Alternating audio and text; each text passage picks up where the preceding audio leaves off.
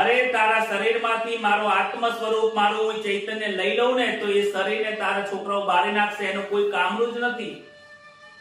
એ ચૈતન્ય છે એટલે જ તને પૂજે છે, તને બોલાવે છે, તમારા સંબંધો છે.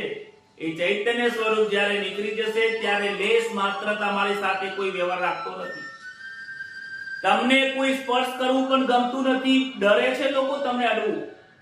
જ્યાં સુધી ચૈતન્ય છે ત્યારે વહાલ કરવાની ઈચ્છા થાય છે, અને એ ચૈતન્ય સ્વરૂપ નીકળી જાય તો એનો એ જ વ્યક્તિ છે, દેખાવી છે, નામ એ છે, પણ એને કોઈ સ્પર્શ કરતો નથી, એને કોઈ હૃદય લગાવતું નથી. તો યાદ કર, તો એ વહાલ કોનો છે?